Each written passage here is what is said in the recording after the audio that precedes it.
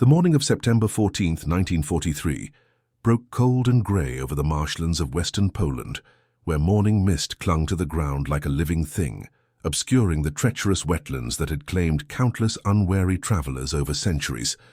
Hauptmann Friedrich Weber stood at the edge of the forest, confident that his 40-man patrol would flush out the resistance operative who had been disrupting supply lines for months, never imagining that the hunter would become the hunted.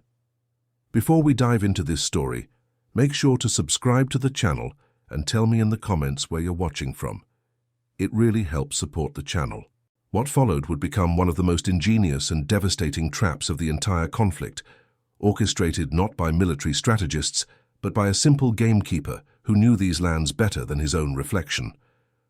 Tomasz Kowalski had spent 53 years walking these marshlands, first as a boy following his grandfather, then as the estate gamekeeper for the Potocki family, and now as something entirely different. The occupation had transformed him from a man who knew every deer path and rabbit warren into someone who used that knowledge for purposes far darker than tracking game.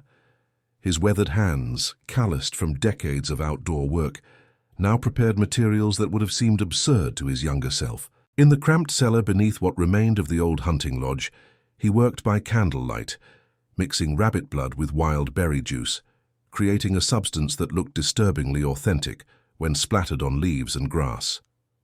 The resistance cell in the region consisted of only 7 members, down from 12 the previous month. The German forces in the area had been methodical in their searches, and the pressure had been intensifying. Tomasz's contribution had always been his intimate knowledge of the terrain, guiding supply drops and showing escape routes through areas that appeared impassable. But after the last encounter, where they had barely escaped a patrol, he had proposed something different, something that drew on skills developed over a lifetime of outwitting creatures far more perceptive than humans. Hauptmann Weber reviewed the intelligence reports in the commandeered manor house that served as regional headquarters. 42 years old, a veteran of the campaign in France and 2 years on the Eastern Front before being reassigned here due to a leg injury, he prided himself on methodical thinking. The reports indicated a wounded resistance member had been spotted heading northeast from the village of Wilkow, leaving a trail. A local informant had reported seeing blood spots leading toward the marshlands. Weber assembled his best men, 40 soldiers from various units, many of them experienced in forest operations. They would sweep the area systematically, following standard search procedures. Oberleutnant Hans Richter, Weber's second-in-command, expressed concerns about the terrain during the briefing. A schoolteacher from Bavaria before the conflict, Richter had developed a healthy respect for local geography, after seeing 2 men from their unit disappear into a bog the previous spring. Those men had been recovered, but the incident had left an impression. He suggested taking local guides, but Weber dismissed the idea, pointing to the clear trail and the detailed maps they possessed. The morning reconnaissance had confirmed the blood trail leading directly into a known sector. It seemed straightforward. What Weber could not know was that Tomasz had spent 3 full days preparing the route. Every spot of artificial blood had been placed with consideration for sight lines, wind direction, and the psychology of pursuit.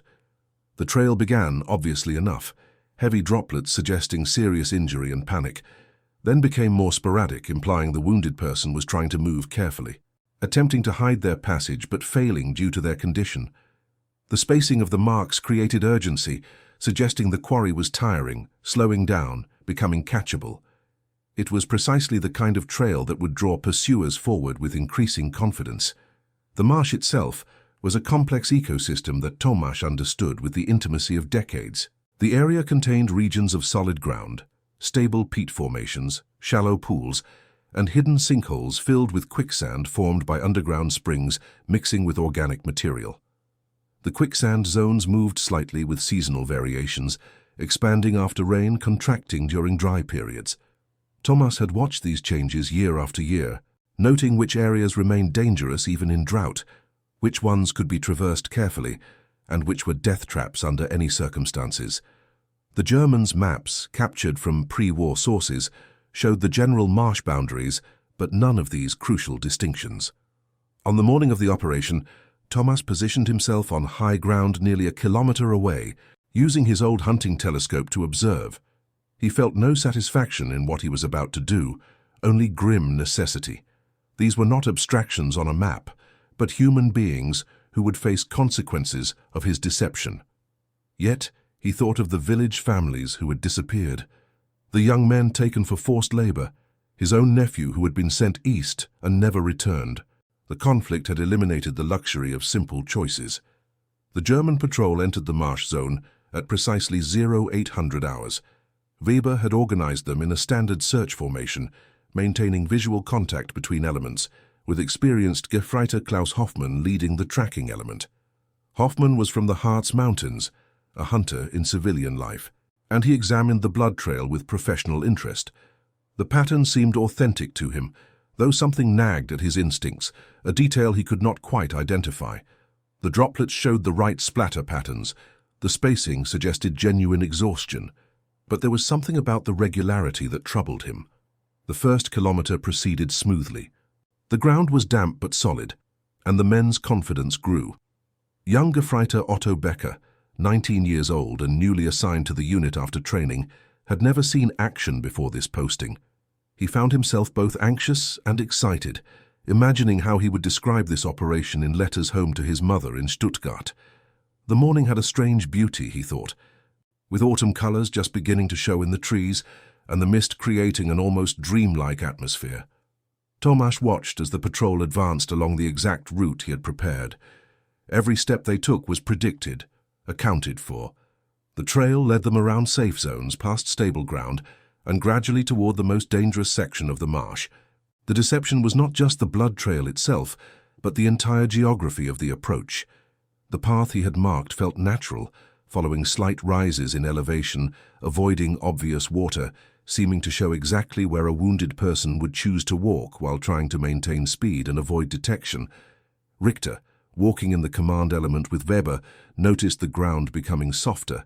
Water began to seep into footprints immediately after they were made. He voiced his concerns again, suggesting they send scouts ahead more carefully, but Weber pointed out that the trail was clear and they were making excellent time. The wounded resistance member could not be far ahead now. The spacing of the blood marks suggested increasing desperation. They needed to press forward while they had the advantage.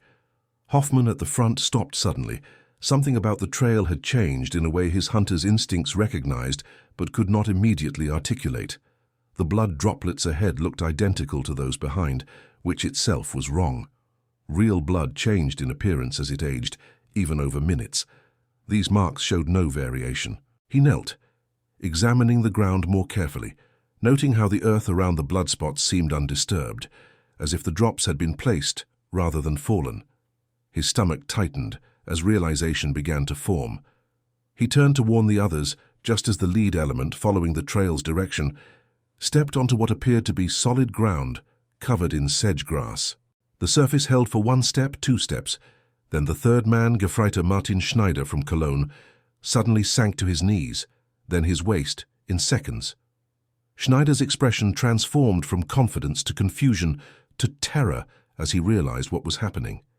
The others rushed forward instinctively to help, and that was when the full horror of Tomasz's trap became apparent.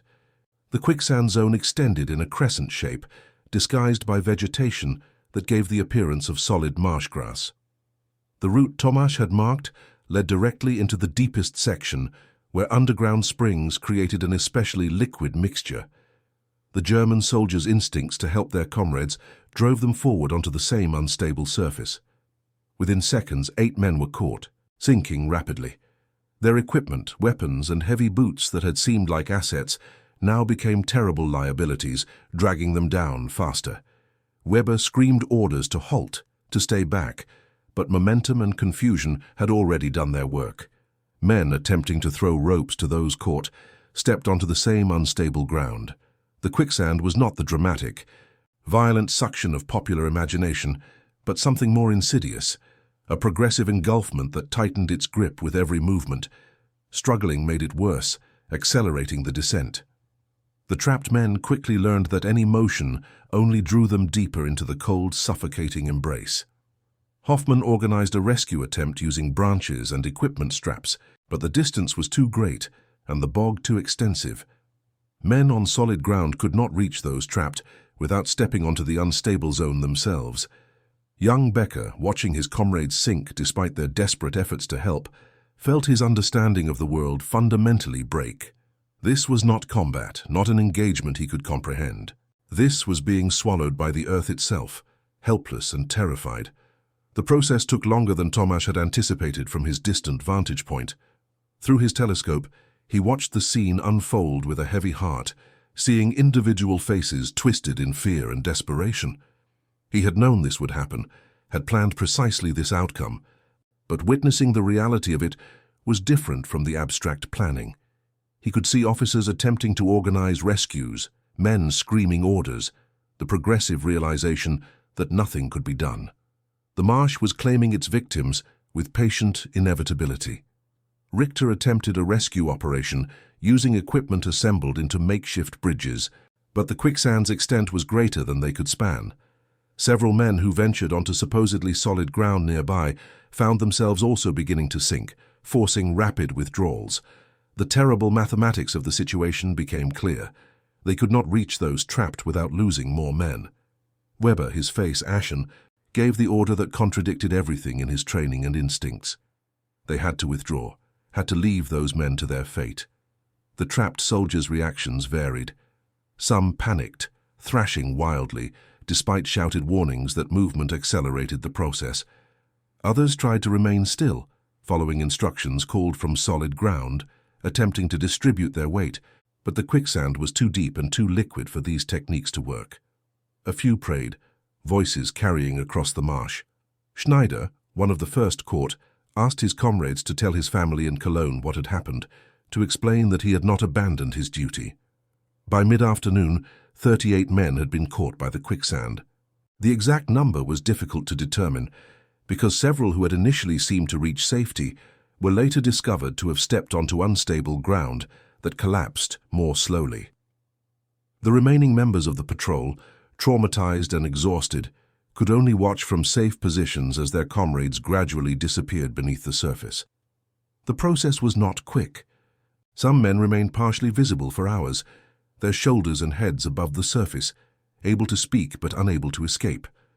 Weber sat on solid ground, his head in his hands, understanding that his military career was finished, that he had led his men into a massacre without firing a shot. The shame and horror of the situation overwhelmed any tactical considerations. Richter attempted to organize a perimeter and maintain security, but the men were broken, staring at the marsh where their friends and comrades were being consumed by the earth. No enemy had attacked them. No ambush had been sprung in any conventional sense. They had simply walked into nature's trap, guided there by marks on the ground. Tomasz waited until dusk before moving from his observation point. The weight of what he had accomplished settled on him like a physical burden. He had successfully eliminated a 40-man patrol without direct combat, without firing a shot, using only knowledge of terrain and human psychology. It was perhaps the most effective resistance action in the entire region, a tactical success that would be studied and discussed. But the cost to his conscience was profound. He had watched men die slowly, helplessly, and he had been the architect of their doom. The surviving German soldiers eventually withdrew completely, unable to recover any of their trapped comrades. The marsh kept what it had taken. Recovery operations attempted the following day proved futile. The quicksand zones were too extensive, too dangerous, and the victims had sunk too deep. The area was marked as hazardous and avoided thereafter. Word spread quickly through German command structures about the incident, though the full details were suppressed. The official reports described it as a patrol lost to terrain hazards during pursuit operations, minimizing the embarrassment. For the local resistance, the incident became a powerful symbol. Tomasz's use of traditional hunting knowledge to achieve strategic victory illustrated that resistance took many forms. The Germans' technological advantages, their maps and equipment, had been rendered useless by intimate local knowledge. The blood trail trick, using materials available in any forest, had proven more effective than weapons or explosives. The story spread through resistance networks across the region, inspiring similar deceptions and tactics based on local geography. Hoffmann, one of the survivors, was plagued by nightmares for years afterward. He remembered the exact moment when his hunter's instincts had warned him something was wrong, remembered turning to voice his concerns just seconds too late. He remembered the faces of men he had served with, men who had trusted his tracking skills, disappearing beneath the marsh while he stood helplessly on solid ground. After returning to Germany following the conflict, he never hunted again, unable to bear the memories triggered by tracking trails through forests. Young Becker returned home to Stuttgart fundamentally changed by his experience. The romantic notions about service and duty that had sustained him through training evaporated in the marsh. He had watched men, some who had been friendly to him, who had shared food and stories, consumed by the earth while he could do nothing. The psychological impact stayed with him throughout his life. He rarely spoke about his wartime experiences, but when pressed, he would describe the marsh and the terrible helplessness of watching comrades sink while standing just meters away, unable to help. The incident became part of local folklore in the region after the conflict ended. The marsh that had swallowed the German patrol was both feared and respected. Villagers told the story of old Tomasz, the gamekeeper who had used traditional knowledge to protect his community, who had turned the landscape itself into a weapon. The tale grew in the telling, acquiring symbolic significance beyond the tactical facts. It represented the power of local knowledge against foreign invasion, the effectiveness of understanding place and environment against technological superiority. Tomasz himself lived another 8 years after the conflict ended, dying quietly in 1951. He never spoke publicly about the incident, though people in the village knew what he had done. In private conversations with close friends, he expressed profound ambivalence about his actions. The trap had been necessary, he believed, part of legitimate resistance against occupation. The German patrol had been engaged in operations that threatened civilian populations. His deception had likely saved lives by disrupting enemy operations and deterring future sweeps through the area. Yet he could never fully reconcile himself to the manner of those men's ends, the slow and terrible nature of the Quicksand's embrace. The military significance of the incident extended beyond the immediate tactical impact.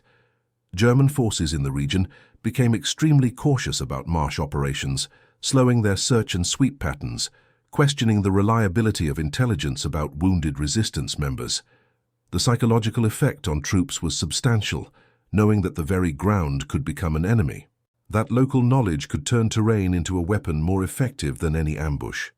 Trust in maps and standard procedures was shaken.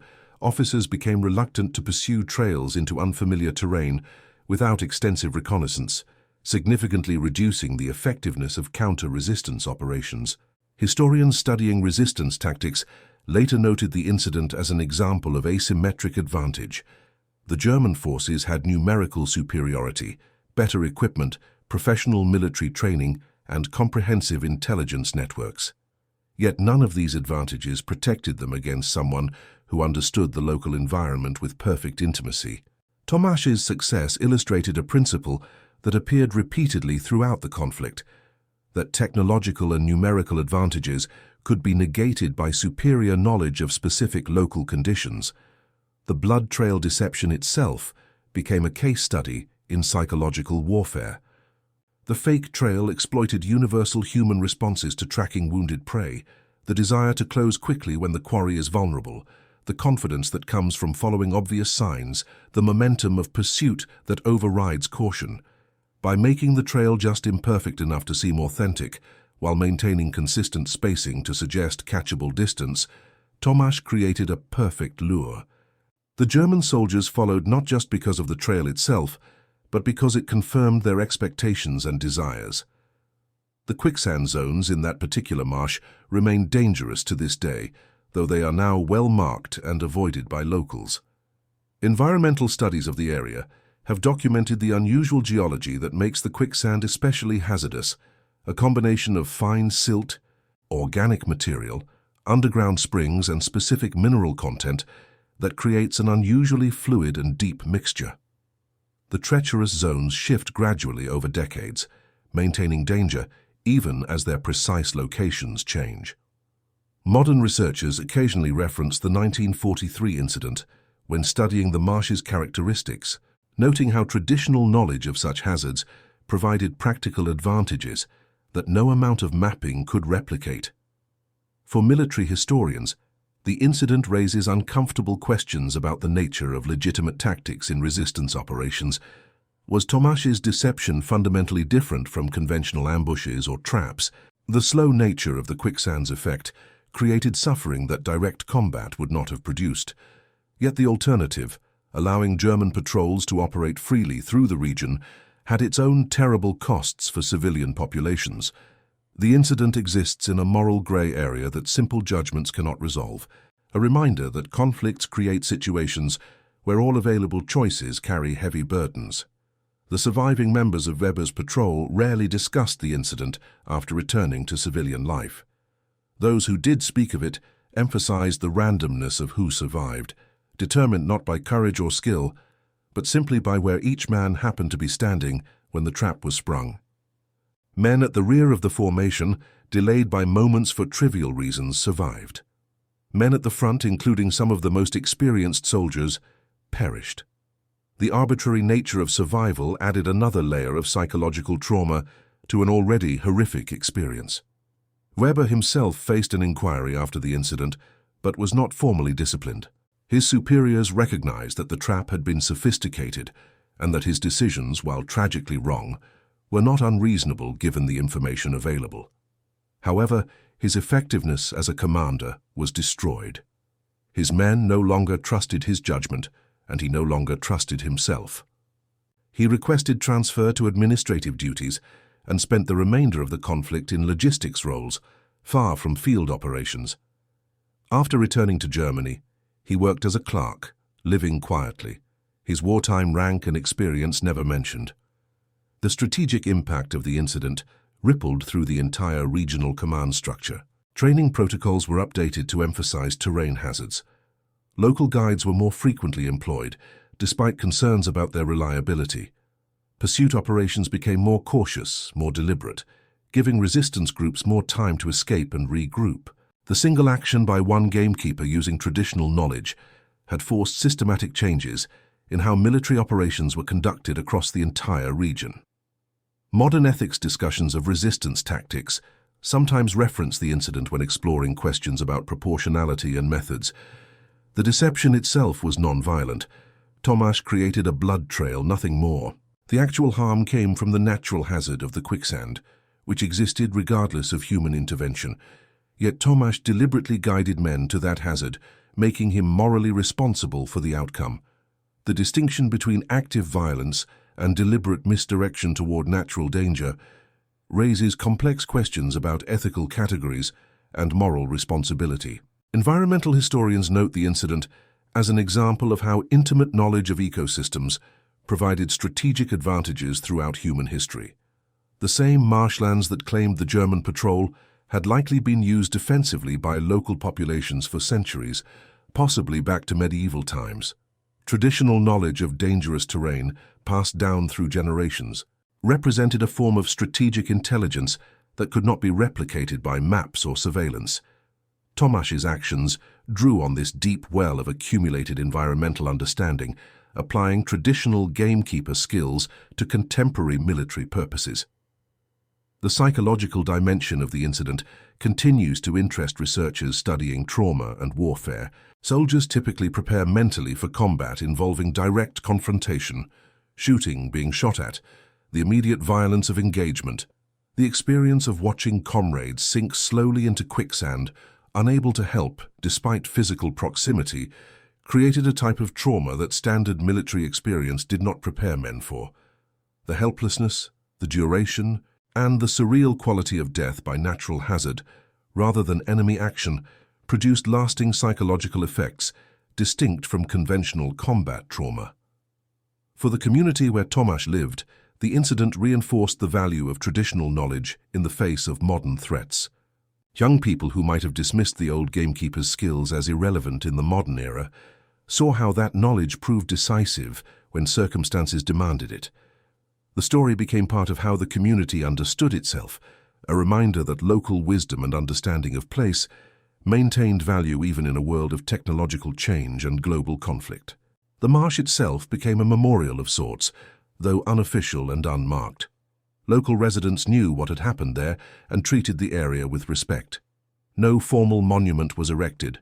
Doing so would have required acknowledging facts that both sides preferred to leave unspoken. But the location retained significance in community memory, a place where desperate circumstances had led to desperate actions, where traditional knowledge had intersected with historical forces to produce a tragic but decisive outcome. The incident also illustrated how geographic features shaped resistance strategies across occupied territories. Mountainous regions developed tactics based on altitude and terrain. Forested areas emphasized concealment and ambush. Marshlands, with their dangerous and complex geography, offered unique opportunities for those who understood them. The specific environmental characteristics of each region influenced how resistance could be organized and what methods would prove effective, creating diverse patterns of opposition adapted to local conditions. Academic studies of the incident have examined how oral traditions of environmental knowledge, passed from generation to generation through demonstration and practice rather than written documentation, provided strategic advantages that formal education and military training could not match. Tomasz's understanding of the marsh had been developed through 53 years of direct experience, supplemented by knowledge from his grandfathers 40 years before that. Nearly a century of accumulated observation and learning had created expertise that no military intelligence could anticipate or counter. The blood trail technique itself, while specific to this incident, represented a broader pattern of deception tactics that exploited pursuers' expectations. Resistance groups across various conflicts have used similar methods: false trails, misleading signs, deliberate breadcrumbs leading to disadvantageous positions. The universal human tendency to follow seemingly obvious evidence, especially when it confirms what one hopes to find, created vulnerabilities that clever resistors could exploit. Tomasz's innovation was combining this psychological insight with perfect knowledge of environmental hazards. For younger generations learning about the conflict, the incident serves as a reminder that resistance took countless forms, many of them far from the conventional image of armed combat. The gamekeeper who used traditional skills, the factory worker who sabotaged production, the administrator who delayed orders, the housewife who hid refugees, all these represented resistance, all contributed to opposing occupation. Tomasz's marshland trap was dramatic, but it symbolized a much broader reality of creative opposition using whatever tools and knowledge individuals possessed. The moral complexity of the incident resists simple conclusions. Tomasz acted to protect his community against forces that threatened civilian safety. His methods were ingenious and non-violent in direct terms. Yet the outcome was terrible, and he bore that burden for the rest of his life. The German soldiers were following orders, conducting operations they believed were legitimate.